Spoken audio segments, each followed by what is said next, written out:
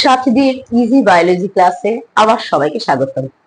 আজকে আমরা ক্লাস 10 এর লাইফ সায়েন্সের কিছু সাজেস্টিভ কোশ্চেন নিয়ে আলোচনা করব। যেহেতু আমাদের পরীক্ষা সামনে চলে এসেছে, ফলে কোশ্চেন গুলো একটু আলোচনা করে দিলে হয়তো তোমাদের কিছুটা সুবিধা হবে। ঠিক আছে, আমরা ফার্স্ট কিছু স্কুলের ফার্স্ট অধ্যায় রয়েছে, কিছু স্কুলের ফার্স্ট ফোর্থ অধ্যায় রয়েছে, আবার কোন স্কুলে যেটা পর্ষদের নিয়ম অনুযায়ী ফার্স্ট এবং সেকেন্ডের জননের আগে অবধি অধ্যায় রয়েছে। তো আমরা দেখা যাক না কতটা কোশ্চেন আমরা আজকে করতে পারি। ঠিক আছে, ওকে, স্টার্ট করে দিচ্ছি আমরা। লাইফ সায়েন্সের ওয়েস্ট বেঙ্গল বোর্ডের ফার্স্ট যে চ্যাপ্টার, সেই চ্যাপ্টার কয়েকটা পার্টে রয়েছে। তো প্রথম যে পার্টটা রয়েছে তার থেকে আমরা 2 নম্বরের কি কোশ্চেন করতে পারি? 2 নম্বরের মডেল কোশ্চেন।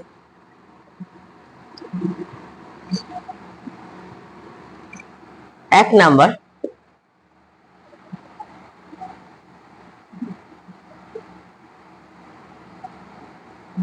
চলন হলে গমন হবে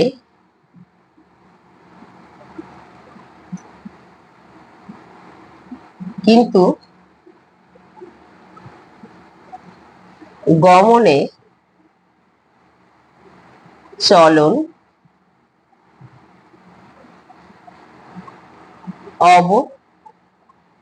অবসম্ভাবী নয়। কি করতে বলবে? এটা ব্যাখ্যা করতে বলবে। ব্যাখ্যা।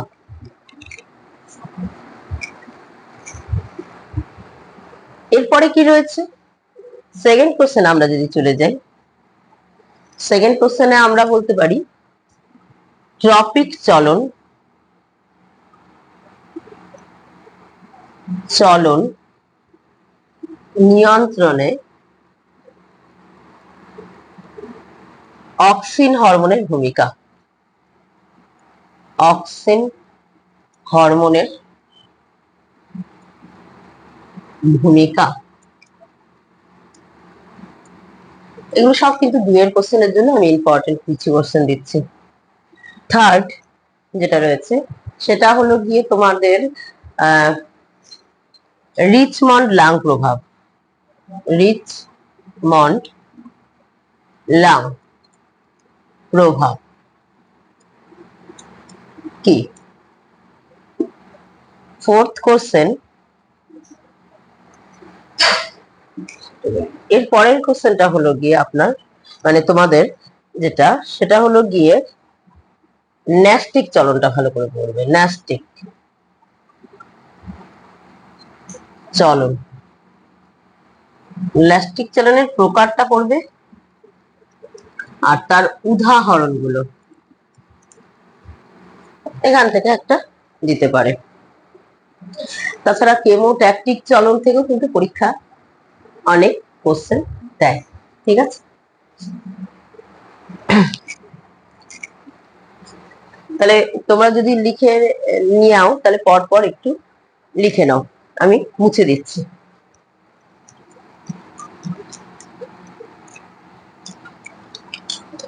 এরপর প্রাণী হরমোনের ক্ষেত্রে মানে পার্টিকুলার হরমোনের ক্ষেত্রে আমরা আরেকটা কোশ্চেন পাই, যেটা পরীক্ষা বেশ কয়েকবার এসছে।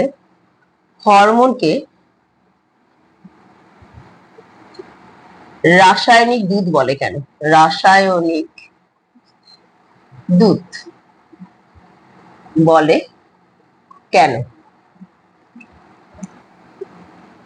হরমোনের ফিডব্যাক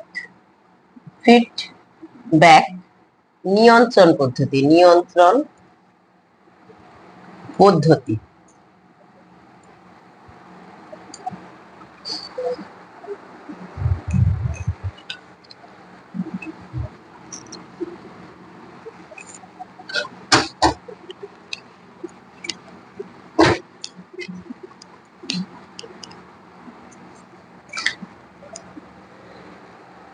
এইবার আমরা যেটা আলোচনা করছি সেটা হলো গিয়ে ফিডব্যাক নিয়ন্ত্রণ পদ্ধতি। এর পরের কোশ্চেন যদি আমরা দেখি, হ্যাঁ, হরমোন আর স্নায়ুতন্ত্রের পার্থক্য। হরমোন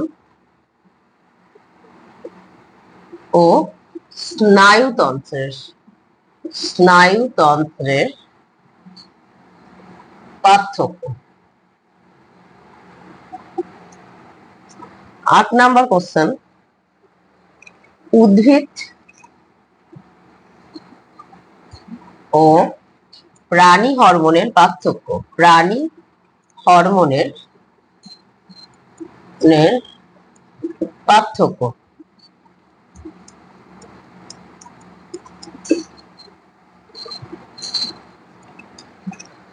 এছাড়া ধরো আরেকটা কোশ্চেন, মানে হরমোন থেকে যেহেতু অনেক ধরনের প্রশ্ন হয়, তবু তার মধ্যে থেকে আমরা বেছে বেছে 3টে কোশ্চেন আমি একটু বলছি। একটা কোশ্চেন হলো জিটিএইচ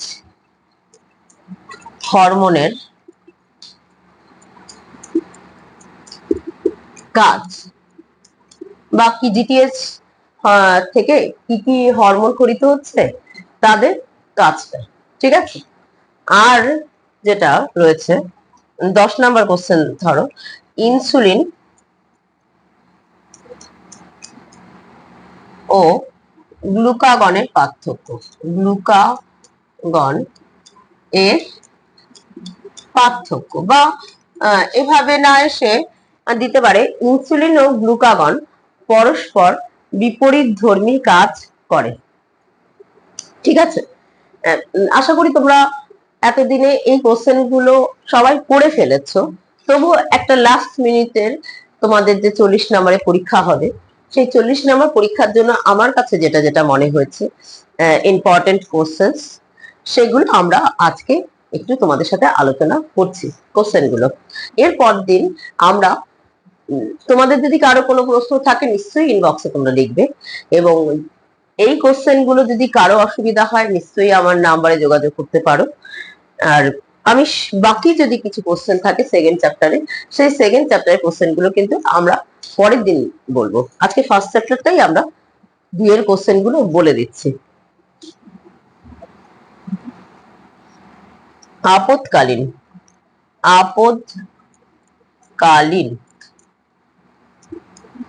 হরমোন কাকে বলে? ও কেন? বা সংকটকালীন হরমোন, তোমরা জানো অ্যাড্রিনালিনকে সংকটকালীন হরমোন বা আপদকালীন হরমোন বলা হয়।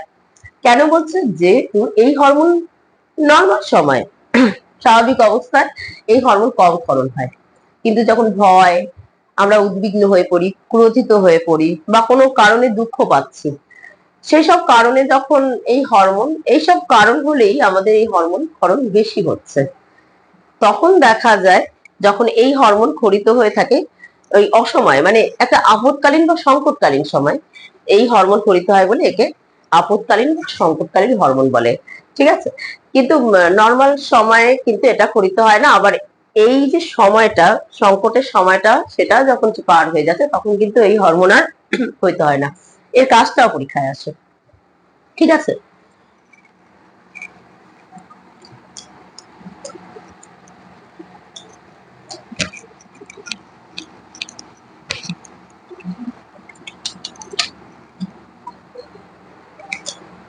বারো নম্বর কোশ্চেন হলো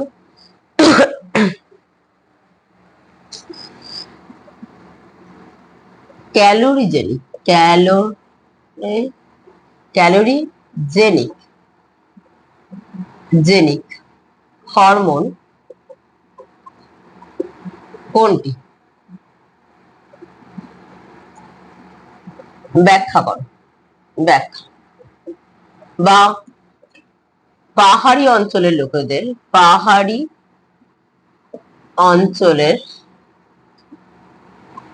লোকেদের কেন গয়টার হয়? এটা আমি একটু আলোচনা করে দেবো, কোশ্চেনগুলো লিখে নিই আমরা। 14 নাম্বার, হরমোন থেকে আরো অনেক, বুঝতেই পারছো অধ্যায়টা অনেকটাই বড়, সেই কারণে আরো অনেক রকম কোশ্চেন হয়। যেমন ধরো ইনসুলিন থেকে আসে অনেক সময়, ইনসুলিনকে অ্যান্টি কিটোজেনিক হরমোন বলে কেন, মানে ইনসুলিনকে অ্যান্টি কিটোজেনিক হরমোন বলে বা অ্যান্টি ডায়াবেটিক হরমোন কেন বলে, অথবা কার্বোহাইড্রেট বিপাকে ইনসুলিন হরমোনের ভূমিকা। এইভাবে কোশ্চেন কিন্তু আসে। যেহেতু আজকে 25 তারিখ পড়ে যাচ্ছে, সেই কারণে আমরা আর স্বল্প সময় পাচ্ছি, সেই এই কোশ্চেন গুলো ঝটাপট করে তোমরা যদি পড়ে ফেলো, আশা করি তোমরা উপকৃত হবে।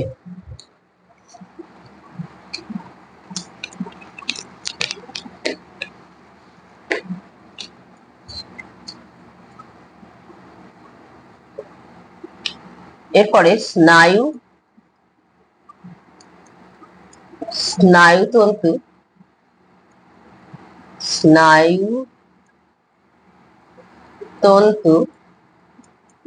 ও নিউরন এর আন্তঃসম্পর্ক। এই প্রশ্নটা এবার মাধ্যমিকে এসে গেছে, কিন্তু যেহেতু ফার্স্ট সেমেটিভ যেহেতু, সেই কারণে কিন্তু আমরা এই কোশ্চেনটার দিকে একটু খেয়াল করব। এই কোশ্চেনটা আমার মনে হয়েছে যে এবার আসলেও আসতে পারে। হ্যাঁ,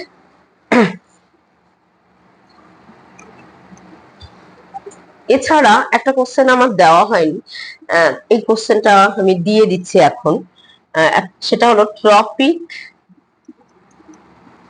ও ন্যাস্টিক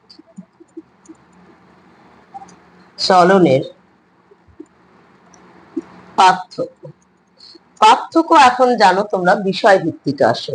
পার্থক্য কখনো এমন আসে না যে বিষয় ছাড়া, তাহলে তোমাদের বিষয় দিয়ে দেবে। তারপরে সাইন্যাপস কি, চিত্র সহ সাইন্যাপস, এটা বড় কোশ্চেনে আসতে পারে। সাইন্যাপস বড় কোশ্চেন তো তোমাদের 5 নম্বরে হার্ডলি 2টো আসতে পারে বা 3টে আসতে পারে। তার মধ্যে একটা আঁকা, কি আঁকা দিতে পারে, নিউরনের আঁকা দিতে পারে, ফার্স্ট অধ্যায় থেকে বলছি, নিউরনের আঁকা দিতে পারে, প্রতিবক্ত চাপ আঁকাটা দিতে পারে, প্রতিবক্ত চাপ। আর আরেকটা আঁকা যদি রিপিট করে কিছু স্কুলে, তাহলে চোখ আঁকা দিতে পারে। এই 3টে আঁকা ফার্স্ট অধ্যায় থেকে বেস করে করলেই যথেষ্ট, আর অন্য কিছু দরকার হবে না। সাইন্যাপস এটা আমি টিকা বলে লিখে রাখি, কারণ সাইন্যাপসের মধ্যে আঁকা রয়েছে, গঠন রয়েছে, কাজ রয়েছে, নিউরো ট্রান্সমিটার কাকে বলে আছে, নিউরো হরমোন কাকে বলে। ফলে সাইন্যাপসটা একটু 5-এর কোশ্চেনের মধ্যেও, মানে 5-এর 3-এর পার্টের মধ্যে দিয়ে দিতে পারে।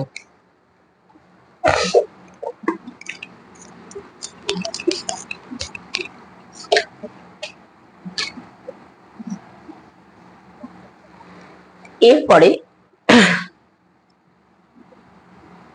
বিশ্রামরত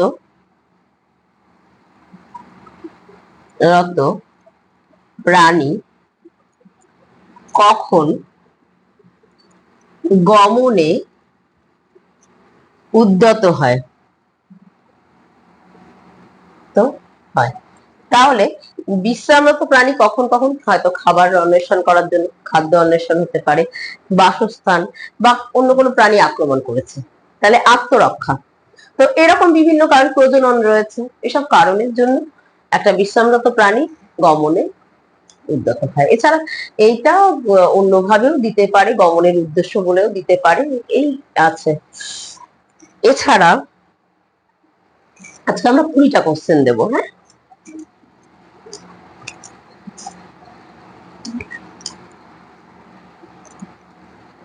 আমি একটা অন্যভাবে লিখছি, সাতটার বইতে